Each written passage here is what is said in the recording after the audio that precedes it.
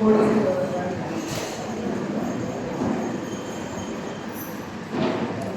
धीरे धीरे नजदीक आते जा रहे हैं। थोड़ा कम करें। क्या कहा मैंने? हम धीरे धीरे नजदीक आते जा रहे हैं। कैसे? नहीं, मैं तो अभी शुरू नहीं किया है, अभी स्टार्ट बता रहा हूँ ना। पहले वो माइक था, ये माइक आया, अब ये माइक आया, तो हम धीरे धीरे नजदीक आते जा रहे हैं ना। ये वाला भी है, तब तक हम इस पे भी आएंगे।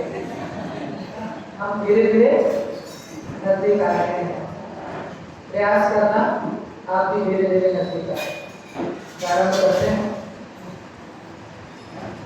मंगलम भगवान वीरो मंगलम गौतमो गणे मंगलम कुंद कुंदायो जयन्तमोस्तु मंगलम सर्वमंगल मंगल्यं सर्वकल्याण कारकं शरणं सर्वधर्माणां जयं जयतु शासनम्।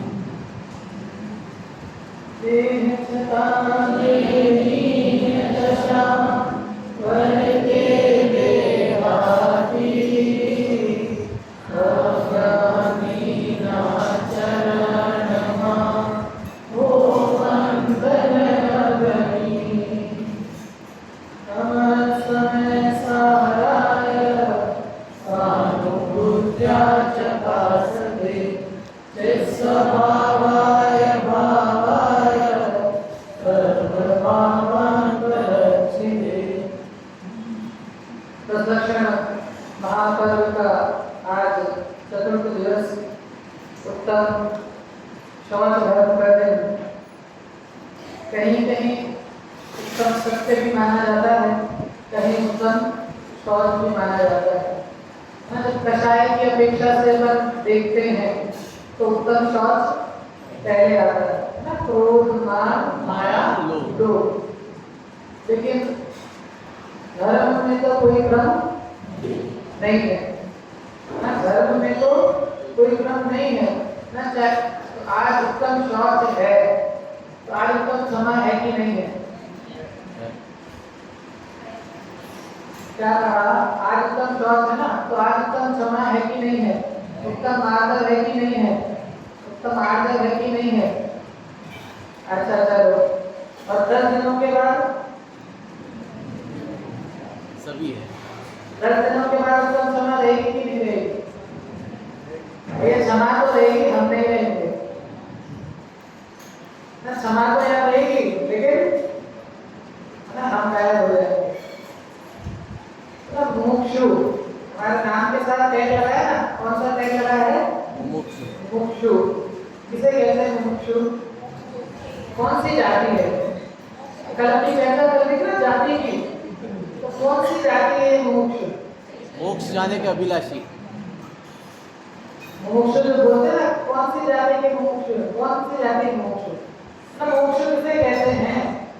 है ना, जिसको मोक्ष जाने की इच्छा हो, है ना, जिसको मोक्ष जाने की अभिलाषा हो, वो मुमुक्षु ना। कोई टैग नहीं है कि ये मुमुक्षु, ये मुमुक्षु। ये तो सीधी सी बात है कि जिसको भी, वो कोई भी हो, है ना। तो सम्यक दर्शन की महिमा करते हुए लिखा कि सम्यक दृष्टि, चाहे वो मेंढक का जीव हो, चाहे वो हाथी का जीव हो, चाहे शेर का जीव हो, और चाहे सौधर्म इंद्र क्यों नहीं हो, सबको एक तरह से देखा। नाटक सम्यसार के अंदर ही सम्यक दृष्टि की स्तुति की है ना, तो वहां पर लिखा है सम्यक दृष्टि कौन है? भगवान के लघुनंदन है ना।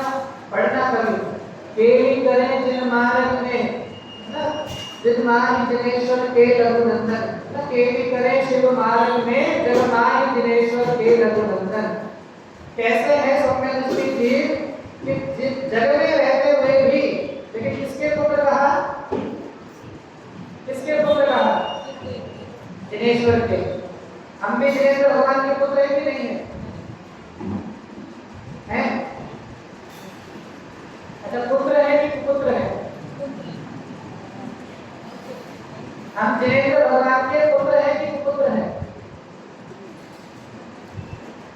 कई तो सोच रहे हैं जो सुपुत्र कहलाने के लिए क्या लायकात होनी चाहिए? अपने पापा का फेवरेट बेटा कौन होता है? जो उनकी आज्ञा माने। आज्ञा मानता है ना? जो उनकी आज्ञा नहीं मानता है ना, किसी का लड़का है वो उनकी आज्ञा नहीं मानता है, व्यसनों में पड़ गया है, सबसे उधार ले रहा है ना, और लोग बुराई करने तुम्हारे पास आ रहे हैं, तो जो फादर है ना परेशान होकर के पेपर में नोटिस निकालता है। क्या नोटिस निकालता है? इनसे मेरा अब इस जो भी नाम है, रमेश, सुरेश, जो भी नाम है, अब इससे मेरा कोई संबंध नहीं है, इसकी लेनदारी से मेरी कोई भी संबंध नहीं है, इसका मैं उसका दायित्व नहीं होगा। अब बताओ उसका पुत्र है कि नहीं है? ख्याल में आई बात? वो उसका पुत्र है कि नहीं है? पुत्र तो है, लेकिन फिर भी वो उसको पुत्र मानने, मतलब उसको पुत्र कहलाने का अधिकार नहीं है। ऐसे ही हम संसार के अंदर है ना अपने आप को कहते हैं हम तो जिनेन्द्र भगवान के पुत्र हैं, लेकिन आचार्य ने लिखा जब तक सम्यक दर्शन की प्राप्ति नहीं होती तब तक जिनेन्द्र भगवान के पुत्र कहलाने की लायकात भी नहीं है। अपनी बात को देखते हैं, मुमुक्षु मोक्ष जाने की अभिलाषा वाला, हमको कैसी वैलिडिटी चाहिए? लाइफ टाइम वाली कि 10 दिन वाली?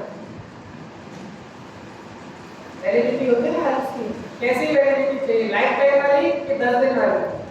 लाइफ टाइम वाली चाहिए ना, क्योंकि जैसे थकान है ना, इस संसार की जो थकान है और जिनवाणी का जैसे रसास्वादन करता है वो सारी थकान उतर जाती है, क्योंकि हल्का आजकल बहुत चलता है लाइट वेट। हर चीज कैसे होनी चाहिए? लाइट वेट होनी चाहिए। जैसे हम लोग लैपटॉप वगैरह परचेज करते हैं ना, तो लैपटॉप कैसा होना चाहिए? आईपैड कैसा होना चाहिए? लाइट, क्योंकि उठाने के लिए कौन उसको इतना भारी हो, 3 किलो के लैपटॉप को लेके ऑफिस जाएगा? तो हर चीज कैसी होनी चाहिए ना, सब कुछ कपड़े भी बिल्कुल लाइट वेट में होने चाहिए है ना, जो भी सामान है सबको क्या चाहिए? लाइट वेट चाहिए। ये आत्मा कैसा है? कैसा है? हाँ हाँ, वेट रहित, भार के बिना। हम तो संसार में भी लाइट वेट ढूंढ रहे हैं ना, यहाँ तो भार के बिना का तत्व अंदर विराजमान है, और उस भार के बिना के तत्व की महिमा नहीं आती। और ख्याल में आती है बातें, जैसे अपन कहीं बिल्डिंग में जाते हैं ना, तो जब लिफ्ट होती है तो जैसे यहाँ भी सब होगी ना बिल्डिंग में लिफ्ट, तो लिफ्ट में जब आप जाएंगे तो लिफ्ट में वॉइस आती है, प्लीज क्लोज द डोर। जब तक आप डोर क्लोज नहीं करेंगे लिफ्ट चलने वाली नहीं है। आती कि नहीं आती? प्लीज क्लोज द, मतलब ये सिद्धांत लगा लेना अपने जीवन में। क्या सिद्धांत है? Please close the. ये जितने भी कषाय के, जितने भी है ना कषायों के, रसों के, जितने भी अशुभ भावों के इनके जो परिणाम हैं, उन परिणामों से क्या कर ले? प्लीज क्लोज द डोर, ये डोर बंद कर ले ना, जिससे आश्रम होगा ना, कर्मों का जो आश्रम चल रहा है उसके लिए कहते हैं कि तू अपनी दृष्टि को अपने इस डोर को जो तूने खोल के रखा है ना सब आश्रमों के लिए, उसको तू बंद कर और एक ध्रुव गायक तत्व का एक बार लक्ष्य तो कर, एक बार इस आत्म तत्व को जान तो सही। तो जिस आत्म तत्व की मोक्ष की प्राप्ति का प्रयास हम कर रहे हैं, अपना चलता हुआ विषय समय सार के अंदर आचार्य कुंभकुंड ने 151 नंबर की गाथा जो कल हमने देखी थी, एक बार उसका खाली गुजराती पद्य पर पढ़ के फिर अपना अगला जो विषय है वो चालू करेंगे। हाँ है ना सामने? परमार्थ है विषय समय शुद्ध केवली मुनि ज्ञानी है, एवा समावे स्थित मुनियो मोक्ष की प्राप्ति करे। कल हमने देखा था कि उस आत्मा को चाहे आप परमार्थ कहो, चाहे आप उसको समय कहो, चाहे आप उसको शुद्ध कहो, चाहे आप उसको केवली कहो, मुनि कहो, ज्ञानी कहो, मतलब किसी भी नाम से आप उसको पुकारो, उसमें शब्द भेद तो है लेकिन भाव भेद नहीं है। हाँ, समय सार की टीका का सबसे पहला जो श्लोक है ना, समय सार वाला, उसके अंत में लिखा है आचार्य ने कि अब तुम उस आत्म तत्व को, है ना, शुद्ध कहो, जगदीश्वर कहो, परम ज्योति कहो, परम ब्रह्म कहो, शिव कहो, कुछ भी कहो, हमें उससे कोई दिक्कत नहीं है, क्योंकि हमने तो लक्षण फिक्स कर दिया है ना, हमने तो सिद्ध का, हमने तो उस आत्म तत्व का लक्षण नक्की कर दिया है ना। मेरी भावना में बोलते ना, क्या बोलते हैं, बुद्धि वीर जिन हरि हर ब्रह्मा, या उसको स्वाधीन कहो ना। आप किसी भी नाम से पुकारो, ये जैन दर्शन में नाम की महानता नहीं है ना, जैन दर्शन नाम से पूछता नहीं है। ये तो हमारा कहना नहीं चाहिए कि बहुत बड़ा दोष है कि हमने अभी भगवान भी बांट लिए हैं। क्या कहा, हमने भगवान भी बांट लिए हैं। 24 सितंबर है ना, बताओ संभवनाथ भगवान का मंदिर कहाँ मिलता है? अनंतनाथ भगवान का मंदिर कहाँ मिलता है? मतलब क्या कहना चाह रहा हूँ कि हमने वो बांट लिए ना, कौन किसका बनाना है मंदिर? 5 नाम याद है, आदिनाथ, शांतिनाथ, नेमिनाथ, पारसनाथ और महावीर, है ना। जहाँ मंदिर बनेगा, क्यों आदिनाथ में ताकत नहीं है? संभवनाथ में गुण थोड़े कम होंगे ना। आदिनाथ की हाइट ज्यादा थी ना, आदिनाथ की हाइट ज्यादा थी तो उनके गुण ज्यादा होंगे, आदिनाथ के गुण थोड़े कम हो गए होंगे ना। महावीर तो आते आते थोड़े विचार करने की आवश्यकता है। हमने वीतरागी को भी दाग के पलटे में किस कदर बांट दिया ना। वीतरागी भगवान 24 के 24 तीर्थंकर, है ना, सब वीतरागी सर्वज्ञ हितोपदेशी, ना तो परिभाषा दी ना, जो वीतरागी है सर्वज्ञ है, हितोपदेशी है। और हमने क्या किया ना, तो और जितनी नई नई दुकानें खुलती जा रही हैं उनके बारे में तो नहीं कहूँगा, लेकिन विचार ना मात्र उधर ही नहीं, हमारे यहाँ भी बहुत दोस्त प्रवृत्ति चल रही है ना। हमने बात की ना, जितने भी बनेंगे इन्हीं का मंदिर बनेगा, इसके ही बनेगा, हम तो इन्हीं की पूजा करते हैं ना। पूजा में भी आग्रह रहता है, अरे इसी की पूजा करनी है, इन्हीं की पूजा करनी है। किसके लिए लिखी गई थी ना? भगवान के गुणानुवाद के लिए लिखी गई, लेकिन आग्रह इतना हो जाता है जीव का। तो यहाँ आचार्य कह रहे हैं कि जिस शुभ अशुभ भाव के 2 वर्गों में तो अपना पूरा जीवन व्यतीत करता है ना, शुभ और अशुभ में, ये शुभ और अशुभ दोनों ही मोक्ष के कारण नहीं है। चाहे अशुभ भाव को तो हम सभी, योग साहित्य के अंदर लिखा ना, अशुभ भाव को तो सभी, पाप भाव को तो सभी बुरा जानते हैं, लेकिन पुण्य भाव भी बुरा है, ये बहुत कम लोग जानते हैं। ये तो कहा है ना, मुझे गुरुदेव का उपकार है, उनकी स्तुति में से आता ना, संसार सागर तार बाधिन वाणी चैनो भरी, ज्ञानी सुखानी मया विनाये, नाम पण तारे नहीं।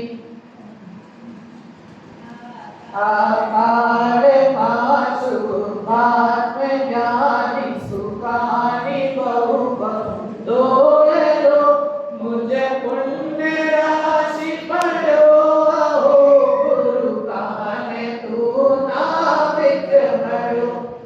नाव तो मिली, जैन धर्म मिला ना, जैन कुल मिला, नाव तो मिली, लेकिन नाव मिली और नाविक ना मिले, नाव मिली और नाविक ना मिले तो क्या होगी? वो नाव डूब जाएगी ना। हमारे तो पुण्य का उदय है कि नाव भी मिली, लेकिन उस नाव को पार लगाने वाले नाविक भी मिले, नाव को पार लगाने वाले नाविक भी मिले। एक उदाहरण आता है, आप सब में से अधिकांश लोग बॉम्बे गए होंगे। बॉम्बे में जहाँ gateway of India, Taj hotel के जस्ट सामने, तो वहाँ से फेरी जाती है इसके लिए अजंता अलीबाग के लिए, सब अलग अलग जगह फेरी जाती है। तो टिकट लगता है 250-300 रुपये का टिकट लगता है अलग अलग जगह का। अब अपन पहुँचे वहाँ पर, सब लोग आवाज़ लगा रहे हैं, फेरी वाले आवाज़ लगा रहे हैं 250 रुपये 250 रुपये 250 रुपये। वहीं पे एक जना आवाज़ लगा रहा है 100 रुपये 100 रुपये 100 रुपये। हम कौन सी फेरी में जाएंगे? क्या कहा है ना, हमको जाना है और वहाँ फेरी पे सब लोग आवाज लगा रहे हैं 250 रुपये 250 रुपये 250 रुपये, और एक जना आवाज लगा रहा है 100 रुपये 100 रुपये 100 रुपये। कौन सी फेरी में जाएंगे? बोलो, दिख रहा है 100 वाले में, दिख रहा है सामने प्रकट फायदा दिख रहा है ना, सामने फायदा 100 रुपये वाले में जाएंगे। अब हम चले गए, बैठ गए, वो बिल्कुल अच्छा मतलब जो चलाने वाला था बिल्कुल काला चश्मा लगाकर वहाँ खड़ा था और आवाज लगा 100 रुपये भर गई। अब जैसे जैसे वो पानी में चलने लगी, धीरे धीरे वो नाव समुद्र में आगे बढ़ी, वो पहले आगे बढ़ी धीरे धीरे। बहुत सुंदर नाव थी, अच्छी, सब बिल्कुल स्टिकर सब लगे हुए थे। जैसे जैसे वो नाव पानी में बढ़ी, पानी जैसे जैसे उस नाव पे लगा तो जो स्टिकर लगेगा ना, वो स्टिकर सब धीरे धीरे खुलने लगे। तो स्टिकर के पीछे क्या थे? छेद थे। क्या थे? छेद थे। अब वो स्टिकर हटने लगे तो छेद खुले तो पानी आने लगा, अंदर आने लगा। अब पानी अंदर आने लगा तो क्या होगा ना, अब पता नहीं, अब डूबेगी। तो अब ये चिल्ला रहा है, अरे क्या हो गया, अरे क्या हो गया, उसको बोल रहा है अरे अंधे हो गया, जब पता सा नाव के अंदर छेद है तो हमको क्यों बिठाया? क्या बोला? अंधे हो गया, जब पता था नाव में छेद है तो हमको क्यों बिठाया? उसने उत्तर दिया, मैं तो अंधा ही हूँ। कान से लगा के बैठा था ना, मैं तो अंधा ही हूँ, लेकिन मुझसे बड़े अंधे तुम हो। जब सारी दुनिया 250 कर रही है तो तुम 100 करो तो कुछ तो होगा ना, गड़बड़, कुछ तो गड़बड़ होगी ना। तुझे मुझे इसी को बताते थे, ये ना सस्ता खोजने जाता है। क्या खोजने जाता है? सस्ता खोजने जाता है और भटक कर रह जाता है ना, क्योंकि सब जगह बातें हैं। जैसे वो शिविर लगते हैं, विपासना के शिविर लगते हैं, आप कभी जानो, जैसे बिल्कुल विपासना के जो शिविर होते हैं या और भी जहाँ योगों के ध्यान के शिविर होते हैं, और वहाँ से कोई लौट कर आए तो बिल्कुल ऐसा बोलता है, जैसे एक फ्रेंड गया था, अरे भैया बिल्कुल अपने जैसा, जैसे अपन आत्मा की बातें करते ना वैसे ही आत्मा बिल्कुल सब ऐसे ही आंख बंद करके बैठ जाओ, जो अंदर काला काला दिख रहा है वो आत्मा है, और बिल्कुल सब ऐसी ऐसी चर्चा है। तब ख्याल आता है भैया कहाँ लुटा के सस्ता खोजने जाएगा तो नाव डूबने वाली है। ये तो हमको है ना, माल भी मिला और माल की पहचान करने की लायकात भी मिली ना, माल भी मिला और माल सच्चे माल को समझने की है ना, उपदेश में जो दृष्टि थी वो सच्चे माल को समझने की परखने की लायकात भी हमको मिली। तो आचार्य भगवत कहते हैं कि जब शुभ और अशुभ का जो पढ़ रहा है ना, दिन रात शुभाशुभ भावों में मेरा व्यापार चला करता, ये जो शुभ और अशुभ की जो चर्चा है, इन दोनों से भिन्न जब ये आत्म तत्व ज्ञान मात्र में रमण करता है, ज्ञान स्वभाव में रमण करता है, तो इसके कर्म आदि स्वतः ही चले जाते हैं, निकालने नहीं पड़ते हैं, कर्म आदि स्वतः ही चले जाते हैं। तो शिष्य ने प्रश्न किया, नाटक समाचार के अंदर प्रश्न है, शिष्य ने प्रश्न किया कि भगवान जब किसी को भगाना हो ना, क्रोध आदि तो हाइपर मतलब क्रोध आदि तो देखा जाता है, युद्ध आदि तो देखा जाता है, लेकिन आपने कर्मों को कैसे भगाया? कहना यद्यपि युद्ध नहीं कियो ना ही धरे असि तीर, परम अहिंसक आचरण तदपि बने महावीर। आप समझिए उस पंक्ति को, क्या लिखा? यद्यपि हमें तो क्या लगता है वीर कौन? युद्ध लड़े ना, उसने एक कहा तो हमने, उसने एक कहा ना तो हमने, अरे आज तो उसने एक बात कही, हमने मुंह पे ऐसी सुनाई है ना, 4 बातें आज के बाद हमसे बात करने के लिए, बात करने से पहले 3 बार सोचेगा, है ना? कितना गर्व से कहता है ना? बिल्कुल, अरे आज तो मैंने उनको ऐसा सुनाया, है ना? हमें शूरवीरता किसमें लग रही है? हमें वीरता हमने किसमें मानी कि भाई किसी ने मुझे कहा तो ना, हम काम पीछे, अरे हम काम थोड़े ना किसी से, हम काम। तो क्या लिखा? यद्यपि युद्ध नहीं कियो, ना ही धरे असी तीर, किसी तरह का कोई शस्त्र नहीं, परम अहिंसक आचरण, आचरण कैसा? परम तदर्वी बने महान। नाटक समय साल के अंदर बनारस दास ने लिखा कि एक जब शिष्य ने प्रश्न किया कि हे भगवान, आपने कर्म रूपी शत्रु को कैसे जीता है? तो वहां उन्होंने उदाहरण दिया, परम नरम है के कर्म सो लड़ो है। ऐसे परम नरम है के, उन्होंने भावार्थ में उसको समझाया कि जैसे अग्नि लगने पर तो खेत जल जाता है, आग से तो फसल जलती हुई तीक्ष्ण वो पड़ती है ना गर्मी, तीक्ष्ण गर्मी जब पड़ती है सूर्य की, मतलब 50 डिग्री का 52 डिग्री का जब सेल्सियस तापमान हो जाता है, उससे तो फसल को जलता हुआ देखा गया है। लेकिन सर्दी में भी जब पाला पड़ता है उससे भी फसल जल जाती है। क्या कहा? ठंडी ना, ठंडी की जब अधिक पड़ती है तो फसल क्या होती है? जल जाती है। इस ऐसे ही भगवान आपने कर्मों को कैसे जीता है? परम नरम है के कर्म सो लड़े है ना। कर्म को भगाने का उपाय तलवार लेके नहीं जाना है, किसी से झगड़ा नहीं। क्या कहा? परम नरम है के, ऐसे मेहमान आता है ना, मेहमान को भगाने का उपाय क्या है? क्या है? बात नहीं करें। हर तरह की आपको शिक्षा मिल जाएगी ना। जैसे कोई उदाहरण समझना खाली, जैसे कोई मेहमान आपके घर आया है ना, अब पहले दिन जब मेहमान आया, बड़े दूर से आया, तो आप उसकी बहुत अरे साहब आओ आओ आओ आओ, है ना, बिल्कुल सब बिल्कुल आओ, बिल्कुल राजा के जैसे, है ना, चाय की बेड के ऊपर, है ना, आप बोलो क्या खाएंगे, है ना, जो खाएंगे वो बनाते हैं, सब कुछ वैसा का वैसा सब कुछ मिल रहा है ना।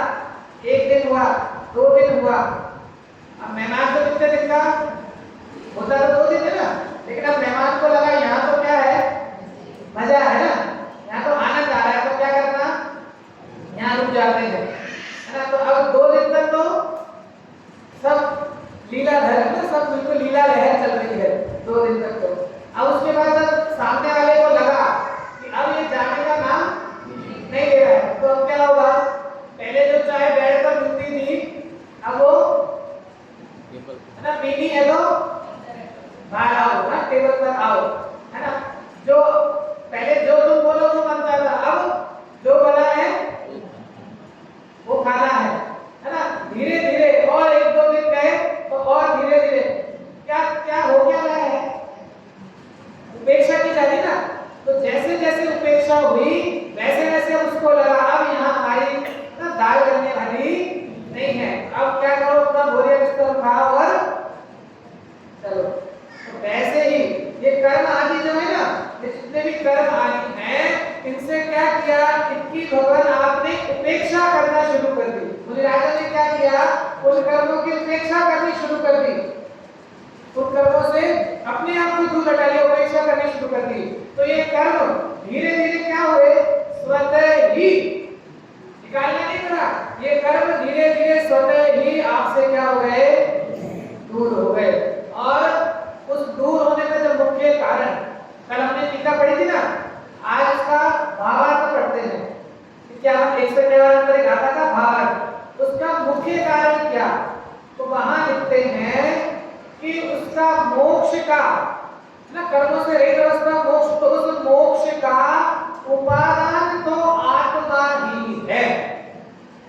शाम को चल रहा ना उपादान निमित्त, शाम को जो 2 कारण होता है ना, उपादान कारण और निमित्त कारण, अब वही यहाँ लगाना, क्योंकि चाहे मोक्षनाथ प्रकाशक हो चाहे समय सार हो, है ना, सब एक ही, पर कहते ना एक हेड ऑफिस है और एक ब्रांच ऑफिस, सिस्टर कंसर्न है ना। समय सार क्या है, हेड ऑफिस, और ये मोक्षनाथ प्रकाशक आदि क्या है, उसकी ब्रांच ऑफिस, है ना। लेकिन बात तो सब में सेम ही मिलेगी।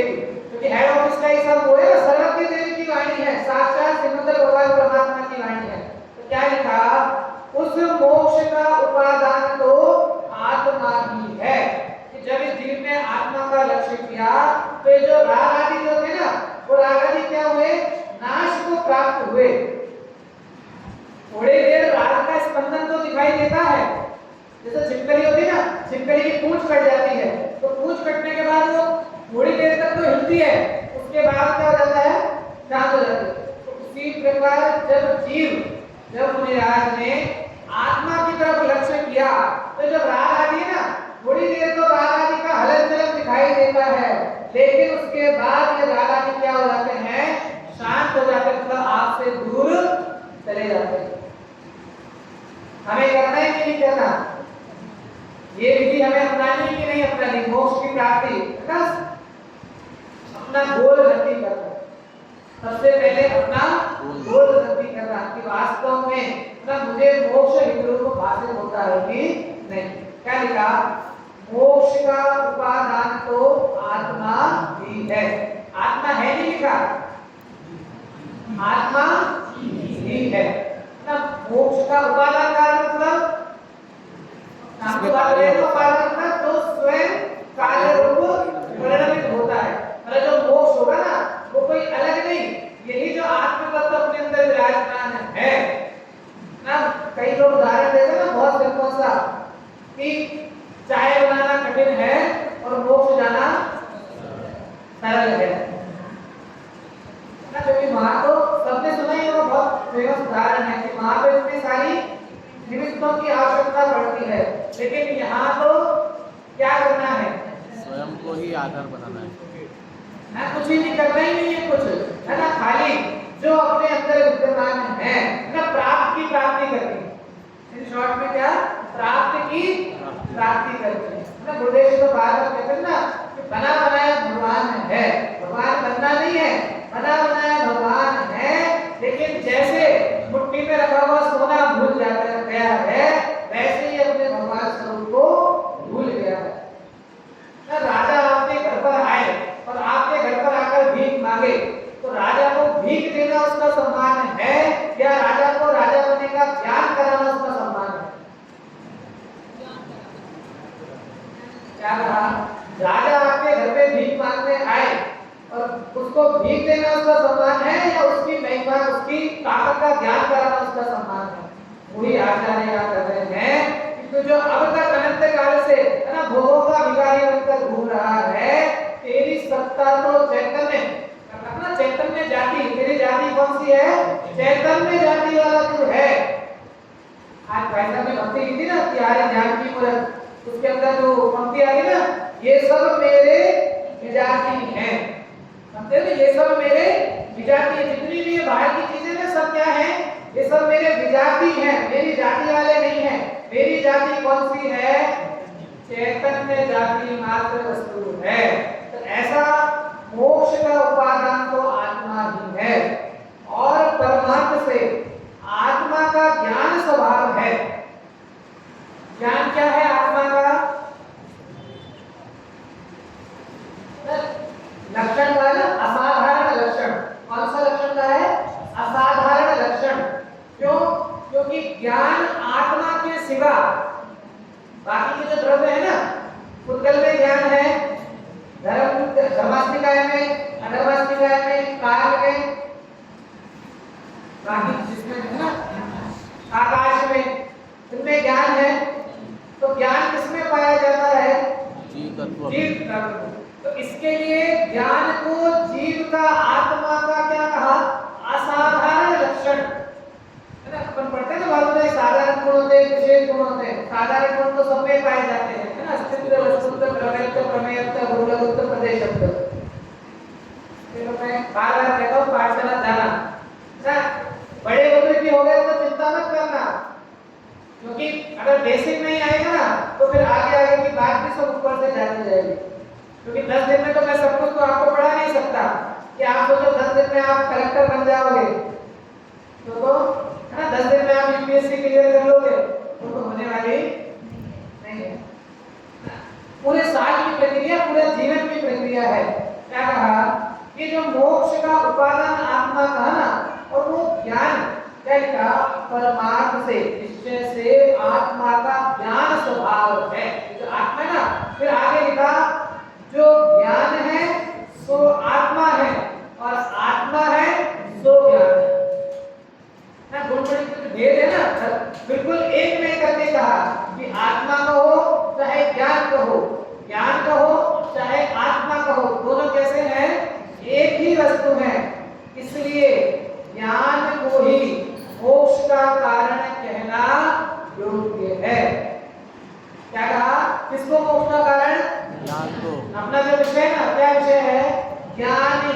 मोक्ष का साधन है ना, ज्ञान मात्र ही मोक्ष का साधन है। जो मोक्ष की प्राप्ति है ना ज्ञान मात्र से होने वाली है। तो ज्ञान की महिमा बताई है। तो किनकी चर्चा चल रही है? उन मुनिराजों की चर्चा चल रही है जिन्होंने शुभ और अशुभ दोनों भावों से क्या कर लिया है? पीठ निकाल दी। आपने कभी सुना है पीठ दिखाने वाली? नाटक समय सार के अंदर ही 6 नंबर का श्लोक है, आपके सामने भी आएगा। मुनिराजों के स्वरूप की चर्चा है। 5 नंबर का श्लोक है, मुनिराजों के स्वरूप की चर्चा है। इसमें लिखा, मैं खाली एक बार पाठ कर रहा हूँ ना, हर चीज का थोड़ा अभ्यास होना चाहिए। पाठ करता हूँ फिर उसमें जो बात बतानी है वो आपको बताता हूँ।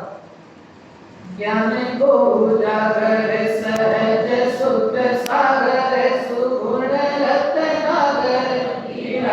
रस भरो है शरण की रीति हरे मरण को न भय करे करण सो विधि दे चरण अनुसर्यो है धर्म को मंडन भरम को करम नरम है के करम सो लड़ो है ऐसो मुनि राज भूप लोक में विराज माने निरति बनारसी नमस्कार करो है। किनकी स्तुति है? साधु ना, आचार्य उपाध्याय साधु की स्तुति चल रही है। क्या लिखा? पूरा तो नहीं बोलता हूँ, खाली एक पंक्ति जो आपको बतानी है। 4 नंबर की पंक्ति है, करण सो पीठी दे चरण अनुसयो है कि हे मुनिराज आपने क्या किया है? करण, करण मतलब इंद्रियां, करण मतलब इंद्रियों के जो विषय ना वो, कि आपने इन इंद्रियों के विषयों की तरफ पीठ दे अर्थात अपनी पीठ दिखा दी है। अभी ख्याल आया किसी को पीठ से कोई स्टोरी ख्याल आ रही है? अच्छा, मांगी तो भी कौन कौन है? पहले रास्ते में धीरे-धीरे आ रही है ना। आपने मांगी कुंडी गए ना, तो आपने मांगी के ऊपर जब आप पूरे टॉप पे चढ़ते हैं तो वहां पे एक प्रतिमा है। उस प्रतिमा की मात्र पीठ दिखती है ना, प्रतिमा ऐसी उल्टी है, खाली पीठ दिखाई देती है उस प्रतिमा की। किनकी प्रतिमा है? बलभद्र की प्रतिमा है ना। क्या स्टोरी है? बलराम बलभद्र थे ना, उनकी स्टोरी है कि वो जब तपस्या कर रहे थे और तपस्या करने के पश्चात आहार के लिए नगर में आते थे तो कामदेव थे ना, कामदेव जैसा रूप दूसरा किसी का नहीं। तो वो जब आहार के लिए नगर में आ रहे थे तो पुराना समय है, पुराने समय में तो पानी कुएं से निकाला जाता था ना, पानी रस्सी डाल के। तो जो स्त्रियां नगर के कॉर्नर पे जो कुआं रहता था वहां पर पानी निकालने का कार्य कर रही थी। तो जैसे ही मुनिराज कामदेव जैसा उत्कृष्ट रूप उनने देखा तो वहां पर स्त्रियों के छोटे-छोटे बच्चे भी थे। तो पानी कैसे निकालते हैं? बाल्टी में रस्सी बांध करके वो बाल्टी अंदर डाली जाती है। तो उन मुनिराज को देख करके, उनका रूप देख करके वो स्त्रियां इतनी मोहित हो गई कि उन्हें कुछ ख्याल नहीं रहा और वो रस्सी बाल्टी की जगह अपने बच्चों के गले में डाल करके वो बच्चों को उन्होंने कुएं के अंदर डाल दिया। और जैसे ही मुनिराज ने ये दृश्य देखा वैसे ही मुनिराज को संसार का स्वरूप ख्याल में आया और उन्होंने तुरंत ऐसे आरे से तुरंत अपनी पीठ दिखाई और पुनः पर्वत के ऊपर चले गए। उसके प्रतीक रूप में वो प्रतिमा वहां पर है, वहां पे स्टोरी भी लिखी है उसकी। वहां उस प्रतिमा की मात्र पीठ दिखाई देती है। क्या कहा? पीठ दिखाई दी। किससे? जैसे हम लोग पीठ दिखा लेते ना, मैं आज से तुम्हारा मुख ना, आज से मैं तुम्हारा मुख नहीं देखूंगा, है ना। यहाँ क्या कह रहे हैं? करण सो पीठी दे कि मुनिराज आपने क्या किया? आपने तो करण से अर्थात इंद्रियों के विषयों से ये जो शुभ अशुभ के जो परिणाम है ना, इन शुभ अशुभ कर्मों से क्या कर ली है? पीठ दिखा दी है। और एकमात्र जो आत्म तत्व है ना, एकमात्र जो आत्म तत्व है, कितने बजे तक है? हो गया? आप लेट शुरू करते हैं तो मेरी गलती है ना। आप अपना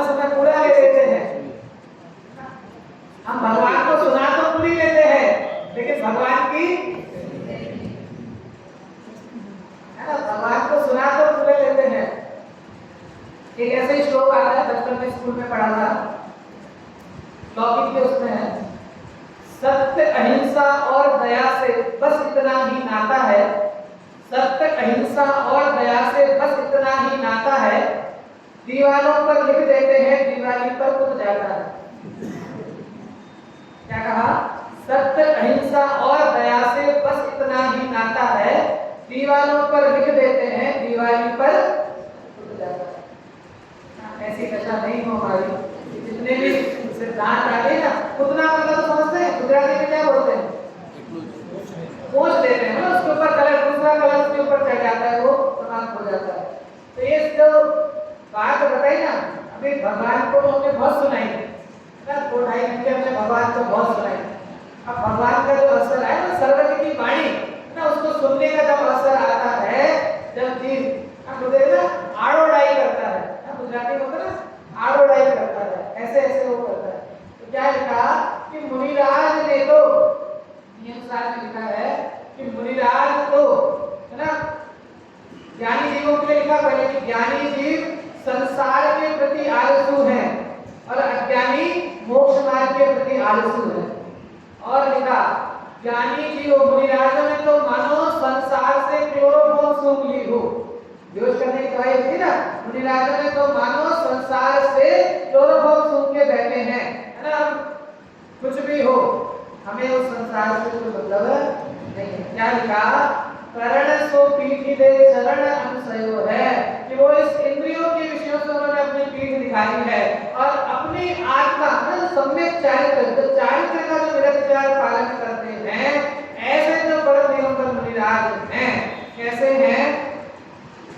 ऐसे जो मुनिराज हैं, खाली एक ही पंक्ति बतानी थी, आगे लिखा है धर्म को मंडन है ना, धर्म के सर्वोत्कृष्ट दाता है ना, धर्म को विहंडन है, धर्म को नष्ट करने वाले हैं ना। ऐसे जो मुनिराज हैं, उनको देख करके बनारसी दास इनको नमस्कार करते हैं ना। पुनः अपना जो विषय है, इसके बीच बीच में आपको अलग अलग, आपको रेफरेंस तो पता पड़े कि चीजें कितनी जगह पर ये बातें बताई गई है ना। हमको ज्ञान भी, शिक्षण भी हमारा बढ़े ना, कि हमको कई बार क्या होता है, खाली समय सार चलता है, नाटक समय सार तो बहुत इतना सुंदर ग्रंथ है, लेकिन फिर भी है ना, कई कह सकते हैं हमारे स्वाध्याय में अभी भी उपेक्षित है ना। मतलब हम लोगों ने भी नाम रट लिए ना, जैसे मैंने तीर्थंकर के लिए कहा, ऐसे शास्त्रों में भी हमने नाम रट लिए हैं।